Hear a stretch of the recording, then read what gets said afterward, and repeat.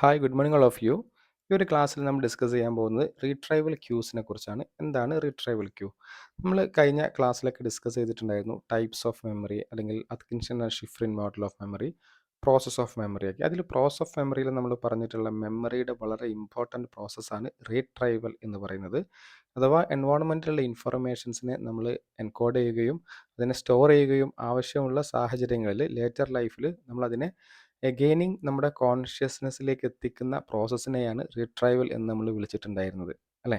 അപ്പോൾ എൻകോഡിങ്ങും സ്റ്റോറേജും അതുപോലെ തന്നെ വളരെ ഇമ്പോർട്ടൻ്റ് ആയിട്ടുള്ള ഒരു പ്രോസസ്സാണ് റീട്രൈവൽ എന്ന പ്രോസസ്സും. റീട്രൈവിങ്ങിലൂടെയാണ് നമ്മൾ സ്റ്റോർ ചെയ്ത് വെച്ചിട്ടുള്ള അല്ലെങ്കിൽ നമ്മൾ ശേഖരിച്ച് വെച്ചിട്ടുള്ള ഇൻഫർമേഷൻസിനെ വീണ്ടും നമ്മളത് ഓർത്തെടുക്കുന്നത്. അപ്പം അങ്ങനെ നമ്മൾ റീട്രൈവ് ചെയ്തെടുക്കുന്ന ഇൻഫർമേഷൻസിനെ ഒരുപാട് കാര്യങ്ങൾ ഇൻഫ്ലുവൻസ് ചെയ്യും. അപ്പം അങ്ങനെ എന്തൊക്കെ സൂചനകളാണ് റീട്രൈവലിനെ ഹെൽപ്പ് ചെയ്യുന്നത് എന്നുള്ളതാണ് ഈ ഒരു ക്ലാസ്സിൽ ഡിസ്കസ് ചെയ്യുന്നത്. അതാണ് റീട്രൈവൽ ക്യൂസ് എന്ന് പറയുന്നത്.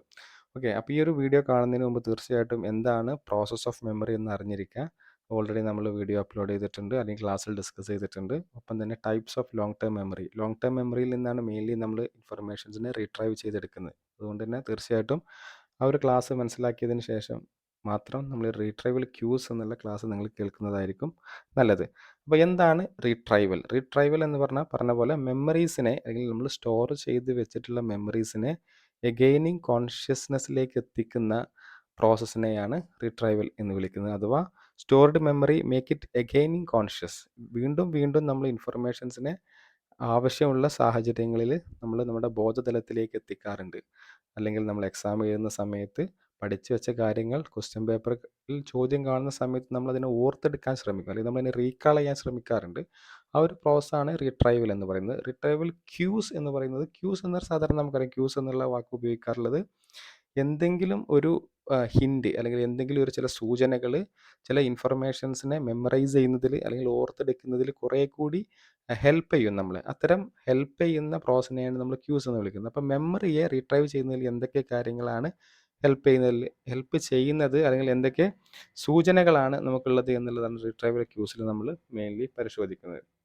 അപ്പോൾ ഇനി എന്താണ് റീട്രൈവൽ ക്യൂസ് എന്ന് നോക്കാം. ഈ പറഞ്ഞ പോലെ ഒരു ഇൻഡിവിജ്വൽസിൻ്റെ, ഒരു വ്യക്തിയുടെ ഫിസിക്കൽ ആയിട്ടുള്ളതോ അല്ലെങ്കിൽ സൈക്കോളജിക്കൽ ആയിട്ടുള്ളതോ ആയിട്ടുള്ള സാഹചര്യങ്ങൾ അല്ലെങ്കിൽ എൻവയോൺമെൻറ്റുകൾ നമ്മൾ റീകാൾ ചെയ്യുന്നതിൽ ഹെൽപ്പ് ചെയ്യും. അത്തരം ഹെൽപ്പ് ചെയ്യുന്ന ഈ എയ്ഡ്സിനെയാണ് അല്ലെങ്കിൽ എയ്ഡൽ ഫാക്ടേഴ്സിനെയാണ് സാധാരണ റീട്രൈവൽ ക്യൂസ് എന്ന് വിളിക്കുന്നത്.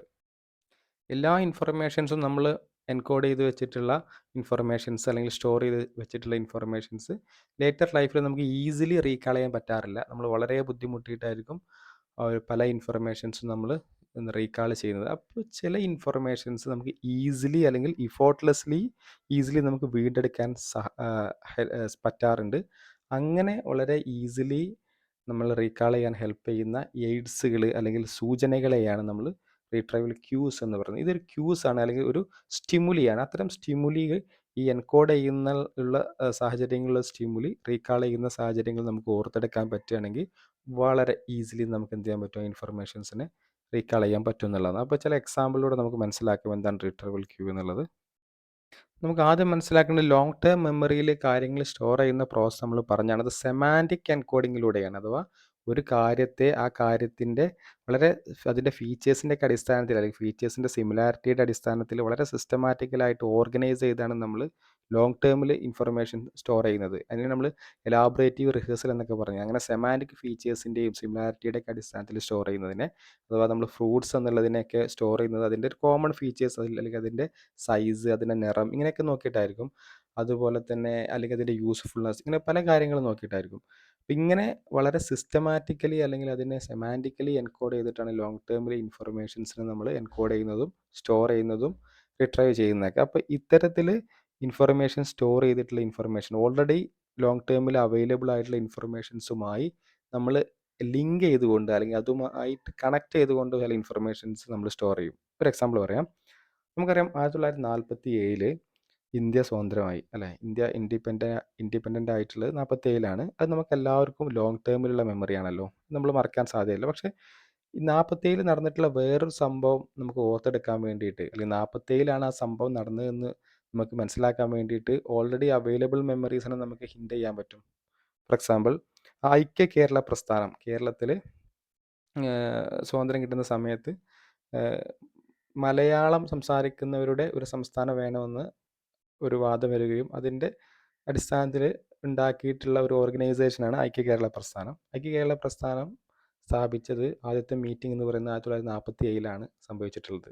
ആ ഒരു ഇൻഫർമേഷൻ നിങ്ങൾക്ക് അറിയില്ലെങ്കിൽ നിങ്ങൾക്ക് ഓൾറെഡി അവൈലബിൾ ആയിട്ടുള്ള ഇൻഫർമേഷനാണ് 47 ഇന്ത്യ സ്വതന്ത്രമായി എന്നുള്ളത്. ഈ ഒരു ഇൻഫർമേഷൻ വളരെ ഈസിലി നിങ്ങൾക്ക് എൻകോഡ് ചെയ്യാനും സ്റ്റോർ ചെയ്യാനും റിട്രൈവ് ചെയ്യാനും പറ്റും ഇനി. കാരണം 47 ഓൾറെഡി അവൈലബിൾ ആയിട്ടുള്ള ഒരു ഇൻഫർമേഷനുമായിട്ട് ലിങ്ക് ചെയ്തു. അപ്പോൾ ഐക്യകേരള പ്രസ്ഥാനം എന്നാണ് സ്ഥാപിച്ചതെന്ന് ചോദിച്ചു കഴിഞ്ഞാൽ വളരെ ഈസിലി നിങ്ങൾക്ക് പറയാൻ പറ്റും 47 എന്നുള്ളത്. കാരണം 1947 എന്നുള്ളത് ഓൾറെഡി ഇൻഡിപെൻഡൻസ് ഇയറുമായിട്ട് നമുക്ക് എന്താ ചെയ്തിട്ടുണ്ട്, ലോങ് ടേമിൽ സ്റ്റോർ ചെയ്തിട്ടുണ്ട്. അപ്പോൾ ഇനി നിങ്ങൾ ഐക്യകേരള പ്രസ്ഥാനം എന്നാണ് സ്ഥാപിച്ചത് എന്ന് ചോദിക്കുമ്പോൾ നിങ്ങൾ ആദ്യം നോക്കുക ഇൻഡിപെൻഡൻസ് അല്ലെങ്കിൽ നമ്മൾ ഇന്ത്യ സ്വതന്ത്രമായിട്ടുള്ള വർഷം ഏതാണ് എന്നുള്ളതായിരിക്കും. അപ്പം ഇങ്ങനെ ഇതിപ്പോൾ നമ്മളിപ്പോൾ ഒരു ലിങ്ക് ചെയ്യുക ചെയ്ത് 47 സ്വതന്ത്രമായി എന്നുള്ള അല്ലെങ്കിൽ 47 സ്വതന്ത്രമായി എന്നുള്ളത് ഒരു ഇൻഫർമേഷനുമായിട്ട് നമ്മൾ അറിയാത്തൊരു ഇൻഫർമേഷൻ അല്ലെങ്കിൽ ഐക്യ കേരള സഭ അല്ലെങ്കിൽ പ്രസ്ഥാനം ഓർഗനൈസേഷൻ എസ്റ്റാബ്ലിഷ് ആയതും 47 എന്നുള്ളത്. ഇത്തരം ഹിൻസുകൾ അല്ലെങ്കിൽ ഇപ്പോൾ ഡൊമിനിക് മമ്മൂട്ടിയുടെ ഒരു ഫിലിമാണ്. ഇപ്പം നിങ്ങൾക്ക് ഈ ഒരു ഫിലിം നിങ്ങൾക്ക് അറിയുന്നില്ല, നിങ്ങൾക്ക് ഓർത്തെടുക്കാൻ പറ്റുന്നില്ല ആ പേരെന്ന് വിചാരിക്കുക. നിങ്ങൾക്ക് അറിയുന്ന ഒരാളുടെ പേരുമായിട്ട് ലിങ്ക് ചെയ്യാൻ പറ്റും. ഇപ്പോൾ ഡൊമിനിക് എന്ന ഒരു ഫ്രണ്ട് നിങ്ങൾക്ക് ഉണ്ടെങ്കിൽ നിങ്ങൾക്ക് ചിലപ്പോൾ ഡൊമിനിക് എന്ന ഫിലിം ഓർക്കുന്നതിനേക്കാൾ ആ പേര് ഓർമ്മ വരുന്നത് നിങ്ങൾ ആ ഒരു വ്യക്തിയുടെ പേര് ഓർക്കുന്ന സമയത്തായിരിക്കും. അപ്പോൾ ഓൾറെഡി അവൈലബിൾ ഇൻഫർമേഷനാണ്. ആ വ്യക്തിയുടെ പേര് നിങ്ങൾക്ക് ആ വ്യക്തി നിങ്ങൾക്ക് കുറേ കാലങ്ങളായിട്ട് അറിയുന്നുണ്ടാവുക, ഒരുപാട് എക്സ്പീരിയൻസ് ഉള്ള വ്യക്തിയായിരിക്കും. അതുകൊണ്ട് നിങ്ങൾക്ക് എന്ത് ചെയ്യാൻ പറ്റും, ഫിലിമിൻ്റെ പേര് ഓർത്തെടുക്കുന്നതിനേക്കാൾ അല്ലെങ്കിൽ ആ പേര് ഓർത്തെടുക്കാൻ നിങ്ങളെ ഹെൽപ്പ് ചെയ്യുന്നത് ഈ ഒരു ഫ്രണ്ടിൻ്റെ പേരോ അല്ലെങ്കിൽ ഈ ഒരു ഫ്രണ്ടിനെ കാണുന്നതുമായിരിക്കാം അല്ലേ. അപ്പം ഇങ്ങനെ ഓൾറെഡി നമുക്ക് അവൈലബിൾ ആയിട്ടുള്ള ഇൻഫർമേഷൻസ് വെച്ചിട്ടാണ് പലപ്പോഴും നമ്മൾ ലോങ് ടേമിൽ ഇൻഫർമേഷൻസിനെ അറേഞ്ച് ചെയ്യുന്നത് എന്നുള്ളതാണ്. അപ്പോൾ ഇത്തരം റീട്രൈവൽ ക്യൂസ് എന്ന് പറയുന്നത് ഇത്തരം ഇൻഫർമേഷൻസ് കൂടിയാണ്. ഇപ്പോൾ ഈ പറഞ്ഞ പോലെ ഇപ്പോൾ ഞാൻ മമ്മൂട്ടിയുടെ ഡൊമിനിക് എന്ന ഫിലിം എനിക്ക് ഓർമ്മയില്ല, പക്ഷേ എനിക്കറിയാം ഇത് എൻ്റെ ഒരു ഫ്രണ്ടിൻ്റെ പേരുമായിട്ട് സാമ്യമുണ്ടെന്ന്. അപ്പോൾ ഞാൻ എൻ്റെ ഫ്രണ്ടിൻ്റെ പേര് ഓർത്തെടുക്കുമ്പോൾ എനിക്ക് ഈ ഫിലിം ഓർമ്മ വരിക അല്ലെ. അതൊരു മെമ്മറി ക്യൂ ആണ് അല്ലെങ്കിൽ ഒരു റിട്രൈവൽ ക്യൂ ആണ്. എനിക്ക് ആ ക്യൂ മനസ്സിലായില്ല അല്ലെങ്കിൽ ആ ഒരു ഹിൻറ്റ് മനസ്സിലായി കഴിഞ്ഞാൽ ഈ മെമ്മറി എനിക്ക് വളരെ ഈസിലി ആക്സസ് ചെയ്യാൻ വേണ്ടി പറ്റും. ഞാൻ അങ്ങനെ ഒരു മെമ്മറിയുമായിട്ട് ലിങ്ക് ചെയ്തിട്ടില്ലെങ്കിൽ മേ ബി എനിക്ക് ആ പേര് അല്ലെങ്കിൽ ആ ഫിലിമിൻ്റെ പേര് ഓർത്തെടുക്കുന്നതിൽ എനിക്ക് ബുദ്ധിമുട്ട് നേരിടും. അപ്പോൾ അഥവാ ചില എൻവയോൺമെൻ്റൽ ആയിട്ടുള്ള കോണ്ടെക്സ്റ്റുകൾ അല്ലെങ്കിൽ ചില ഇൻഫർമേഷൻസ്, നമ്മുടെ ഇമോഷണൽ സ്റ്റേറ്റ്, ഇങ്ങനെയുള്ള ഒരുപാട് കാര്യങ്ങൾ external and internal factors long term മെമ്മറീസിനെ നമുക്ക് റിട്രൈവ് ചെയ്യുന്നതിൽ തടസ്സങ്ങളോ അല്ലെങ്കിൽ വളരെ ഈസിലി ആക്സസബിളോ ആക്കും. അങ്ങനെ ഹെൽപ്പ് ചെയ്യുന്ന വളരെ ഈസിലി നമുക്ക് തന്നെ ഈസിലി ലോങ് ടേമിൽ നിന്ന് ഇൻഫർമേഷൻ റിട്രൈവ് ചെയ്യാൻ സഹായിക്കുന്ന ക്യൂസിനെയാണ് അല്ലെങ്കിൽ ഇത്തരം എയ്ഡ്സിനെയാണ് നമ്മൾ റിട്രൈവൽ ക്യൂസ് എന്ന് പറയുന്നത്. ഇത് എല്ലാ സാഹചര്യങ്ങളിലും ഇത്തരം ലോങ് ടേം ഇൻഫർമേഷൻ ആവണമെന്നില്ല. നമ്മൾ ഇൻഫർമേഷൻസ് എൻകോഡ് ചെയ്യുന്ന സമയത്ത് ഉണ്ടാകുന്ന ഫിസിക്കൽ എൻവയോൺമെൻ്റൽ ആയിട്ടുള്ള ചില കോണ്ടെക്സ്റ്റുകൾ നമ്മളെ ചില സമയത്ത് ലോങ് ടേം ഇൻഫർമേഷൻസിൽ റിട്രൈവ് ചെയ്യാൻ ഹെൽപ്പ് ചെയ്യും. അതുപോലെ ഇമോഷണൽ സ്റ്റേറ്റ്, നമ്മുടെ ഇൻറ്റേർണൽ ആയിട്ടുള്ള മെൻ്റൽ സ്റ്റേറ്റുകൾ അനുസരിച്ചും ചില ഇൻഫർമേഷൻസിനെ നമുക്ക് ഓർത്തെടുക്കാൻ വേണ്ടിയിട്ട് ഹെൽപ്പ് ചെയ്യുന്നുള്ളൂ. അപ്പോൾ നമ്മൾ ഡീറ്റെയിൽ ആയിട്ട് പരിശോധിക്കാം. അപ്പോൾ ഇത്തരം മെമ്മറി ക്യൂസ് നമുക്ക് ഇൻഫർമേഷൻസിനെ ലോങ് ടേമിൽ നിന്ന് ഇൻഫർമേഷൻസിനെ റിട്രൈവ് ചെയ്യാൻ വേണ്ടി ഹെൽപ്പ് ചെയ്യും, അല്ലെങ്കിൽ ഇൻഫർമേഷൻസിൻ്റെ സ്ട്രെങ്ത് കൂട്ടുമെന്നതാണ്. ഈസിലി റിട്രൈവ് ചെയ്യാൻ വേണ്ടി പറ്റും. ഫോർ എക്സാമ്പിൾ ഇപ്പോൾ പറയാം, നമുക്ക് എത്ര ബേസിക് ഇമോഷൻസ് ഉണ്ട്? 6 ബേസിക് ഇമോഷൻസ് ഉണ്ട്. സാഡ്, ഡിസ്ഗസ്റ്റ്, അല്ലെങ്കിൽ ഹാപ്പിനെസ്, അല്ലെങ്കിൽ സർപ്രൈസ്, ഇങ്ങനെയൊക്കെ പറഞ്ഞ 6 ഇമോഷൻസ് ഉണ്ട്. ഈ 6 ഇമോഷൻസിനെ ഈസിലി നമുക്ക് റിട്രൈവ് ചെയ്തെടുക്കാൻ വേണ്ടിയിട്ട് എന്തെങ്കിലും ഒരു ചില കോഡ് രൂപത്തിലേക്ക് നമ്മൾ ഇൻഫർമേഷൻസിനെ എടുത്ത് വെക്കും. അതൊരു മെമ്മറി ക്യൂ ആണ്, അല്ലെങ്കിൽ അതിനെ ന്യൂമോണിക്സ് എന്ന് വിളിക്കാം. മെമ്മറി ടാക്ടിക്സുകൾ അല്ലെങ്കിൽ മെമ്മറി ടെക്നിക്സുകൾ. ഇങ്ങനെ മെമ്മറി ടെക്നിക്സുകളൊക്കെ നമ്മൾ ക്രിയേറ്റ് ചെയ്യുന്നത് റിട്രൈവൽ ക്യൂസ് ആണ്. ഇപ്പോൾ ഞാൻ 6 ബേസിക് ഇമോഷൻസ് അല്ലെങ്കിൽ നമ്മുടെ ബേസിക് ഇമോഷൻസിന് നമ്മൾ 6 എണ്ണത്തിനെയും ഞാൻ എൻകോഡ് ചെയ്യാൻ വളരെ ഈസിലി വേണമെങ്കിൽ നമുക്കിങ്ങനെ സാഡ് FSH എന്ന് പറയുന്ന രീതിയിൽ നമുക്കിതിനെ ഓർത്തെടുക്കാം. സാഡ് FSH എന്ന് പറയുന്നത് നിങ്ങൾക്കൊരു ഹോർമോൺസുമായി റിലേറ്റ് ചെയ്തിട്ടുള്ളൊരു ടേമാണ്, നിങ്ങൾക്ക് അറിയുന്നുണ്ടാവും. സാഡ് എന്നത് സങ്കടം. അപ്പോൾ ഇതിൽ 6 ഇമോഷൻസും ഉണ്ട് അല്ലേ. എസ് എന്ന് പറഞ്ഞാൽ ആദ്യം തന്നെ സാഡാണ്, അപ്പോൾ അത് ഈസിലി ഓർത്തെടുക്കാൻ പറ്റും. എന്ന് പറഞ്ഞാൽ ആങ്കറാണ്, ദേഷ്യം. അതുപോലെ ഡിസ്ഗസ്റ്റ്. അതുപോലെ എഫ് എന്ന് പറഞ്ഞാൽ ഫിയർ. എസ് എന്ന് പറയുന്നത് സർപ്രൈസ്. എച്ച് എന്ന് പറഞ്ഞാൽ ഹാപ്പിനെസ്. അപ്പോൾ നമുക്ക് വളരെ ഈസിലി ഈ ഒരു 6 ഇമോഷൻസ് നമുക്ക് പഠിച്ചെടുക്കാൻ വേണ്ടി പറ്റും. അപ്പോൾ ഇത് ഓൾറെഡി അറിയുന്ന സാഡ് എന്ന് പറയുന്നത് സങ്കടമാണെന്ന് നമുക്കറിയാം. ആ ഒറ്റ വേർഡ് പഠിച്ചാൽ മതി. FSH എന്ന് പറഞ്ഞാൽ സംതിങ് റിലേറ്റഡ് ടു ഹോർമോൺ. അപ്പോൾ സാഡ് FSH എന്ന് പഠിച്ചു കഴിഞ്ഞാൽ 6 ബേസിക് ഇമോഷൻ നമുക്ക് പഠിക്കാൻ വേണ്ടി. ഇതൊരു മെമ്മറി ടെക്നിക്കാണ്, അല്ലെങ്കിൽ ഒരു ന്യൂമോണിക്സ് ആണ്. ഇത്തരം മെമ്മറി ടെക്നിക്സുകളൊക്കെ തന്നെ റിട്രൈവൽ ക്യൂസുകളാണ്. അഥവാ ഇത് റിട്രൈവൽ ക്യൂ ആണ്. ഞാൻ 6 ബേസിക് ഇമോഷൻസിനെയും എനിക്ക് പഠിക്കാൻ എന്നെ ഹെൽപ്പ് ചെയ്ത്, അല്ലെങ്കിൽ ഇതിൽ മെമ്മറൈസ് ചെയ്യാൻ ഹെൽപ്പ് ചെയ്തിട്ടുള്ള ഒരു ക്യൂ ആണ്, അല്ലെങ്കിൽ ഒരു എയ്ഡാണിത്. ഇത്തരം എയ്ഡാണ് റിട്രൈവൽ ക്യൂ എന്ന് പറയുന്നത്. എന്താണ് encoding specificity principle? Encoding specificity principle എന്ന് പറയുന്നത് ഹ്യൂമൻ മെമ്മറീസ് നമുക്ക് റീട്രൈവ് ചെയ്യാൻ വളരെ ഈസിയാണ്. എപ്പോൾ നമ്മൾ എൻകോഡ് ചെയ്യുന്ന സമയത്ത് അതേ അവസ്ഥയാണ് റീട്രൈവ് ചെയ്യുന്നതെങ്കിൽ, അല്ലെങ്കിൽ അതേ ഫിസിക്കൽ എൻവയോൺമെൻറ്റും അതേ മൂഡ് സ്റ്റേറ്റുമാണ് നമ്മൾ റീട്രൈവ് ചെയ്യുന്നതെങ്കിൽ, നമുക്ക് നമ്മുടെ ഇൻഫോർമേഷൻസിനെ റീകാൾ ചെയ്യുക അല്ലെങ്കിൽ റീട്രൈവ് ചെയ്യുക എന്ന് പറയുന്നത് വളരെ ഈസിയാണ് എന്നുള്ളതാണ് എൻകോഡിംഗ് സ്പെസിഫിസിറ്റി പ്രിൻസിപ്പിൾ പറയുന്നത്. അപ്പോൾ അത് വളരെ ഇമ്പോർട്ടൻ്റ് ആണ്. അഥവാ നമ്മൾ എൻകോഡ് ചെയ്യുന്ന സമയത്ത് എന്തൊക്കെ ഹിൻസുകളാണോ ഉണ്ടായിരുന്നത്, അതേ ഹിൻസുകൾ നമുക്ക് റീകാൾ ചെയ്യുന്ന സമയത്ത് അല്ലെങ്കിൽ റീട്രൈവ് എടുക്കുന്ന സമയത്ത് ഓർമ്മ വരികയാണെങ്കിൽ നമുക്ക് വളരെ ഈസിയാണ്. ഇപ്പോൾ ഈ പറഞ്ഞ പോലെ നമുക്ക് ഡൊമിനിക് എന്ന് എൻ്റെ ഒരു ഫ്രണ്ടിൻ്റെ പേര് എനിക്ക് ഓർക്കുമ്പോൾ, അല്ലെങ്കിൽ അതുകൊണ്ട് മമ്മൂട്ടിയുടെ പുതിയൊരു ഫിലിമിൻ്റെ പേര് എനിക്ക് പെട്ടെന്ന് ഓർത്തെടുക്കാൻ പറ്റുന്നുണ്ട്.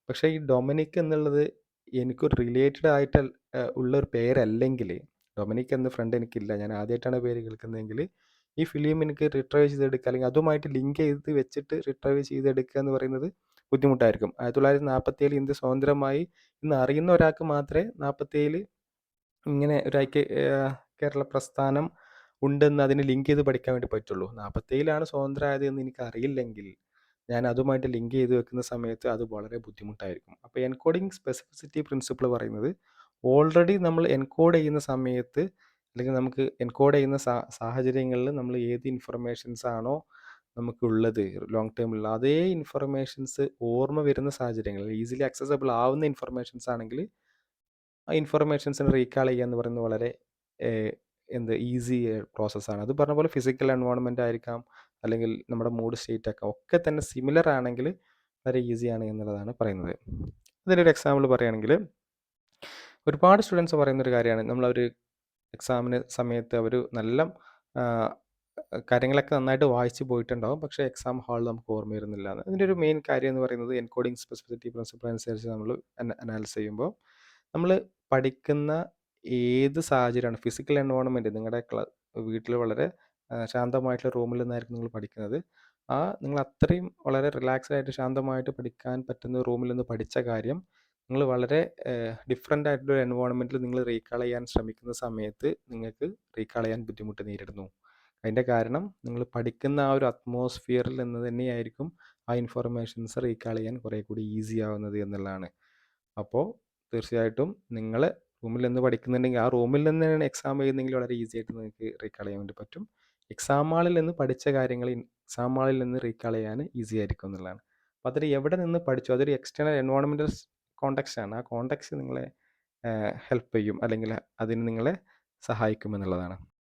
ബാഡ്ലിയുടെ ഒരു സ്റ്റഡി പറയുന്നുണ്ട്. ബാഡ്ലിയുടെ സ്റ്റഡി ഇത്തരത്തിലുള്ള കോണ്ടെക്സ്റ്റ് ഡിപ്പെൻഡൻറ്റ് മെമ്മറിയെ അല്ലെങ്കിൽ എൻകോഡിംഗ് സ്പെസിഫിസിറ്റി പ്രിൻസിപ്പിളിനെ സപ്പോർട്ട് ചെയ്യുന്നതാണ്. ബാഡ്ലി പറയുന്നത്, ഒരാൾ അണ്ടർ വാട്ടറിൽ നിന്ന് ചില വേർഡുകൾ ലേൺ ചെയ്താൽ അത്, അഥവാ വെള്ളത്തിനടിയിൽ പോയിട്ട് ചില കാര്യങ്ങൾ ഒരാൾ ലേൺ ചെയ്യുകയാണെങ്കിൽ അത് റീകാൾ ചെയ്യാൻ വേണ്ടിയിട്ട് അയാൾ ഏറ്റവും കൂടുതൽ ലാൻഡിനേക്കാൾ ഏറ്റവും കൂടുതൽ ഹെൽപ്പ് ചെയ്യുന്നത് അണ്ടർ വാട്ടർ എന്നായിരിക്കും. അല്ലെങ്കിൽ നമ്മൾ വാഹനത്തിൽ പോകുന്ന സമയത്ത് ഒരു കാര്യം നിങ്ങൾക്ക് പഠിച്ചു കഴിഞ്ഞാൽ അത് ഏറ്റവും കൂടുതൽ നിങ്ങൾ റീകാൾ ചെയ്യുന്നത്, അല്ലെങ്കിൽ റീകാൾ ചെയ്യാൻ നിങ്ങൾക്ക് സഹായകരമാകുന്നത് നിങ്ങൾ വാഹനത്തിൽ പോകുന്ന സമയത്തായിരിക്കും. അപ്പോൾ എവിടെ നിന്ന് പഠിച്ചു, ആ ഒരു ഫിസിക്കൽ കോണ്ടെക്സ്റ്റ് എവിടെ നിന്ന് എൻകോഡ് ചെയ്തു, നമ്മൾ ലേൺ ചെയ്തു എന്നതിൻ്റെ അപ്പുറത്തേക്ക് എവിടെ നിന്ന് എൻകോഡ് ചെയ്തു, എവിടെ നിന്ന് സ്റ്റോർ ചെയ്തു എന്നുള്ളത്, എവിടെ നിന്ന് റീകാൾ ചെയ്യുന്നു എന്നുള്ളത് വളരെ ഇമ്പോർട്ടൻ്റ് ആണ് എന്ന്. അപ്പോൾ അതിൻ്റെ ഫിസിക്കൽ എൻവയോൺമെൻറ്റ് ഇമ്പോർട്ടൻ്റ് ആണെന്നുള്ളതാണ് എൻകോഡിംഗ് സ്പെസിഫിസിറ്റി പ്രിൻസിപ്പിൾ പറയുന്നത്.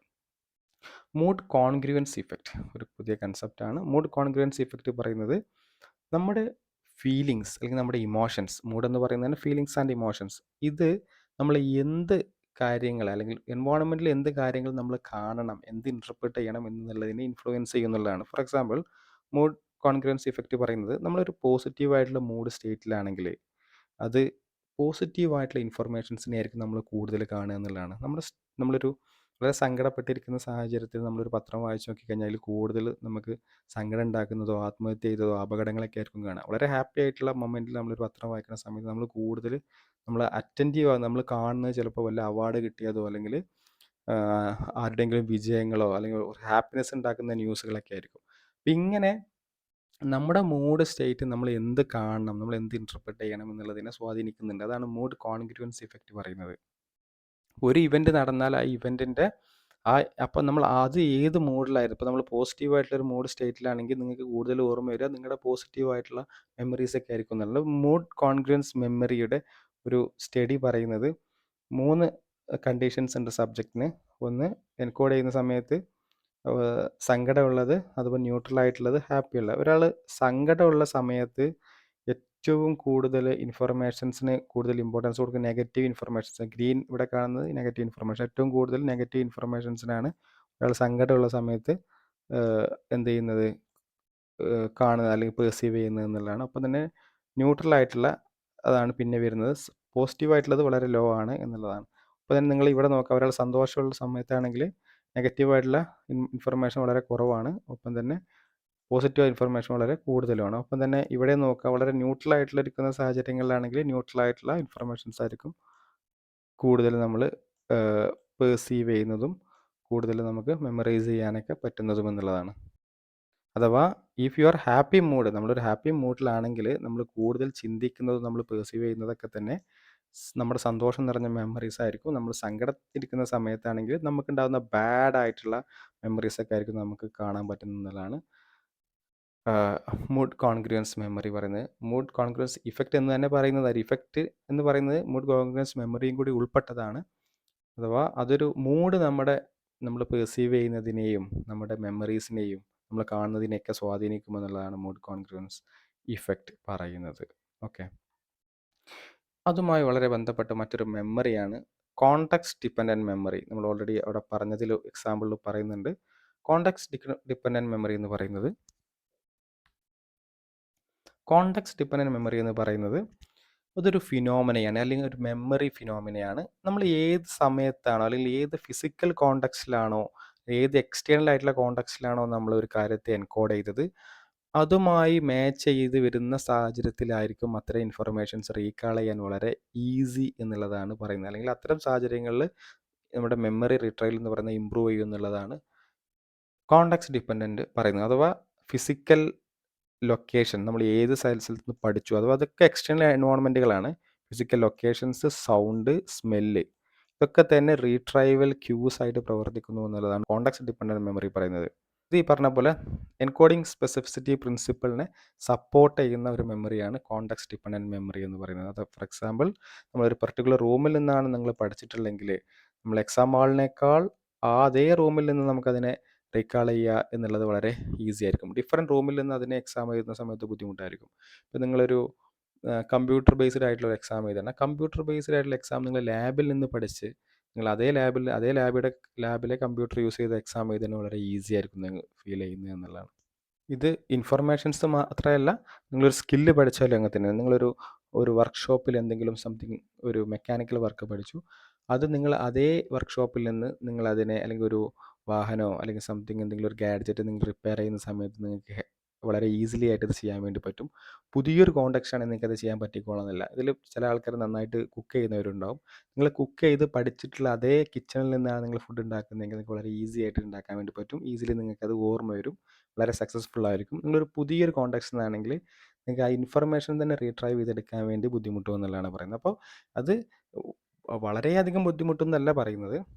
ഇത്തരം ഫിസിക്കൽ കോണ്ടെക്സ്റ്റ് അല്ലെങ്കിൽ എൻവയോൺമെൻറ്റ് എന്ന് പറയുന്നത് നമ്മളെ മെമ്മറി റീട്രൈവ് ചെയ്തെടുക്കുന്നതിൽ ഒരു റോൾ ഉണ്ട് എന്ന്, അല്ലെങ്കിൽ റീട്രൈവൽ ക്യൂസ് ആയിട്ട് പ്രവർത്തിക്കുന്നു, അല്ലെങ്കിൽ ഒരു മെമ്മറി എയ്ഡായിട്ട് പ്രവർത്തിക്കുന്നു എന്നുള്ളതാണ്.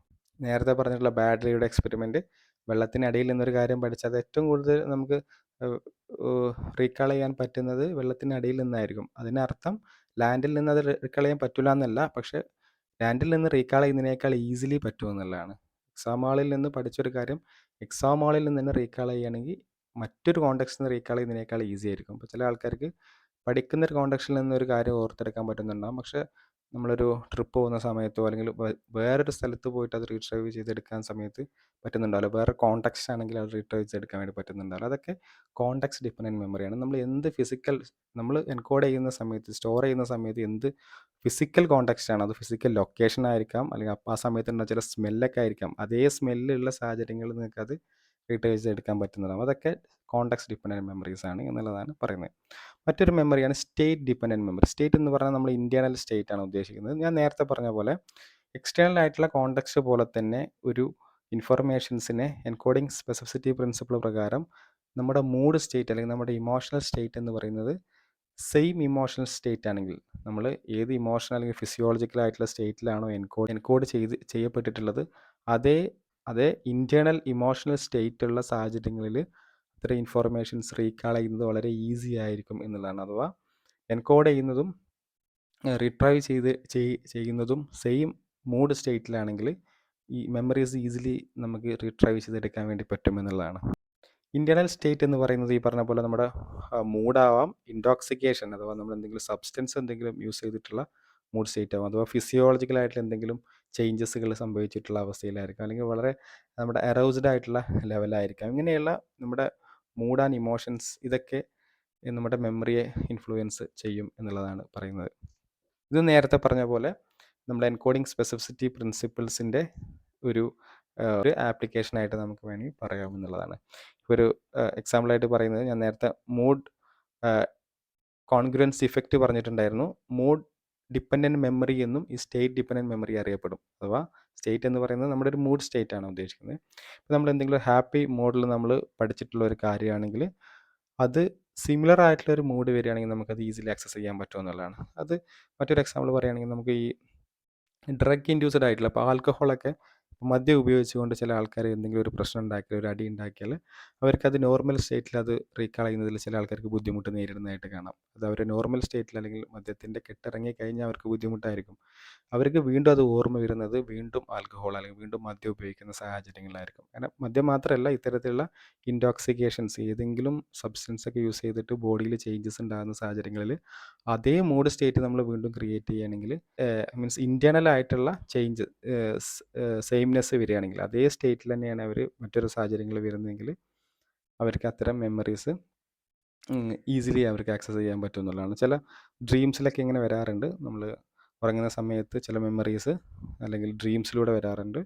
അതേ എൻവോൺമെൻറ്റ് അല്ലെങ്കിൽ ഫിസിക്കലി ഇൻറ്റേർണൽ സ്റ്റേറ്റ് സെയിം ആവുന്ന അവസ്ഥയായിരിക്കും എഗെയിനും നമ്മൾ ഉറങ്ങുന്ന സമയം എന്ന് പറയുന്നത്. അതുകൊണ്ട് തന്നെ ചില ഓർമ്മകൾ സ്വപ്നങ്ങളിലൂടെ എഗെയിനിങ് അത് തന്നെ സംഭവിക്കാറുണ്ട്. ഇതൊക്കെ തന്നെ സ്റ്റേറ്റ് ഡിപ്പെൻഡൻറ്റ് മെമ്മറിയുടെ എക്സാമ്പിളാണ്. ഒരു ബെസ്റ്റ് എക്സാമ്പിൾ എന്ന് ഈ പറഞ്ഞ പോലെ സങ്കടമുള്ള സാഹചര്യങ്ങളിൽ നമ്മൾ ലേൺ ചെയ്ത കാര്യം മറ്റൊരു സങ്കടമുള്ള സാഹചര്യങ്ങളിൽ നമുക്കത് ഓർത്തെടുക്കാൻ പറ്റുക, അതേ മൂഡ് സ്റ്റേറ്റ് വരുന്ന സമയത്ത് അത് ഓർത്തെടുക്കാൻ പറ്റുക എന്നുള്ളതാണ് പറയുന്നത്. നമ്മൾ മെയിൻലി പറഞ്ഞത് എന്താണ് കോൺടെക്സ്റ്റ് ഡിപ്പെൻഡൻറ്റ് മെമ്മറി, എന്താണ് സ്റ്റേറ്റ് ഡിപ്പെൻഡൻറ്റ് മെമ്മറി എന്നുള്ളതാണ്. ഒപ്പം തന്നെ സ്റ്റേറ്റ് ഡിപ്പെൻഡൻറ്റ് മെമ്മറിയെ നമ്മൾ മൂഡ് ഡിപ്പെൻഡൻറ്റ് മെമ്മറി എന്നും കൂടി അറിയപ്പെടും. എന്താണ് മൂഡ് കോൺഗ്രുവൻസ് ഇഫക്റ്റ് എന്നും കൂടി പറഞ്ഞു. നമ്മൾ ഏത് മൂഡാണോ അതേ മൂഡിനുള്ള എൻവോൺമെൻറ്റൽ ഇൻഫർമേഷൻ നമ്മൾ കൂടുതൽ പെർസീവ് ആകുമെന്നുള്ളതാണ് പറഞ്ഞത്. പിന്നെ context dependent memory, state dependent memory. Context dependent memory physical external environmental ക്യൂസിനെ കുറിച്ചാണ് പറഞ്ഞത്. സ്റ്റേറ്റ് ഡിപ്പെൻഡൻറ്റ് മെമ്മറി പറഞ്ഞത് ഫിസിയോളജിക്കൽ അല്ലെങ്കിൽ ഇൻറ്റേർണൽ ഇമോഷണൽ ക്യൂസിനെ കുറിച്ചാണ് സ്റ്റേറ്റ് ഡിപ്പെൻഡൻറ്റ് മെമ്മറി അഥവാ മൂഡ് ഡിപ്പെൻഡൻറ്റ് മെമ്മറി പറഞ്ഞത്. രണ്ടും എൻകോഡിംഗ് സ്പെസിഫിസിറ്റി പ്രിൻസിപ്പിൾ അനുസരിച്ച് നമ്മുടെ മെമ്മറി റിട്രൈവലിനെ ഹെൽപ്പ് ചെയ്യുന്നു എന്നുള്ളതാണ്. ഇങ്ങനെ മെമ്മറി റിട്രൈവലിനെ ഹെൽപ്പ് ചെയ്യുന്ന എയ്ഡ്സിനെയാണ് മെമ്മറി ക്യൂസ് എന്ന് പറയുന്നത്. അപ്പോൾ ഇത്രയും കാര്യങ്ങളാണ് നമ്മൾ ഈ ക്ലാസ്സിൽ ഡിസ്കസ് ചെയ്യുന്നത്. കൂടുതൽ കാര്യങ്ങൾ നമ്മൾ നെക്സ്റ്റ് ക്ലാസ്സിൽ ഡിസ്കസ് ചെയ്യാം. താങ്ക്